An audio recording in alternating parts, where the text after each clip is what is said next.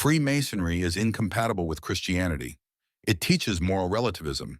It has a role in woke ideology, as revealed in key statements by Albert Pike in his book Morals and Dogma. He writes, Christianity taught the doctrine of fraternity, but repudiated that of political equality by continually inculcating obedience to Caesar and to those lawfully in authority. Masonry was the first apostle of equality. He speaks like an atheist of the dunces who led primitive Christianity astray by substituting faith for science, reverie for experience, the fantastic for the reality.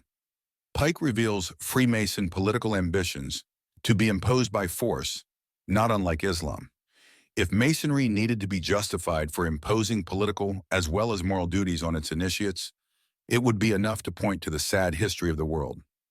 Then he writes on tolerance, toleration holding that every other man has the same right to his opinion and faith that we have to ours, and liberality holding that as no human being can with certainty say, in the clash and conflict of hostile faiths and creeds, what is truth or that he is surely in possession of it.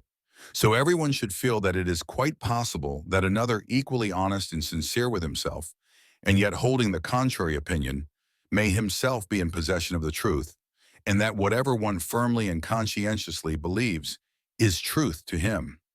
Pike makes assertions of relativism, undermines truth with a claim of certainty and uncertainty, and ends with an equivalence of conflicting views. Pike is promoting the insidious doctrine of moral relativism, which seeks to undermine the very foundations of our Western Christian society and the principles that have made it succeed. He suggests that all opinions and beliefs are equally valid, regardless of their content. This is absurd and contradicts the very concept of truth. Truth by its nature is exclusive. We cannot say that both X is true and X is false or correct simultaneously.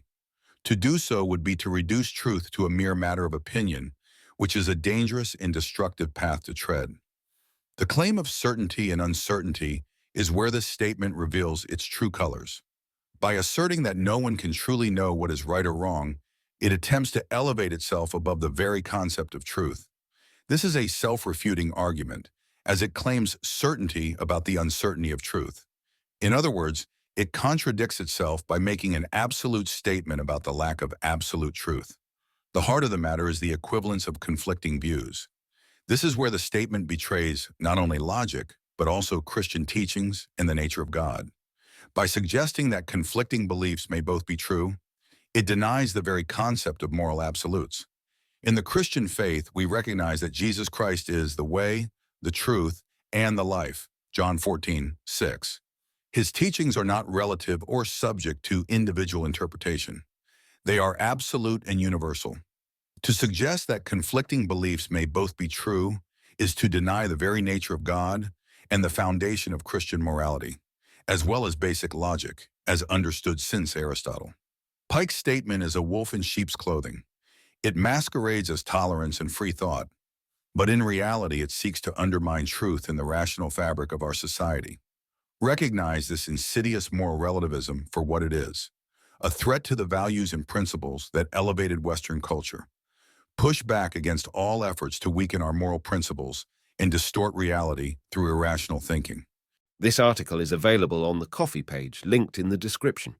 If you like this concise content by Lloyd de Jong, please subscribe on Ko-fi for more and support more of this work there. Here on YouTube, please like the content with a thumbs up, share it and subscribe to the channel.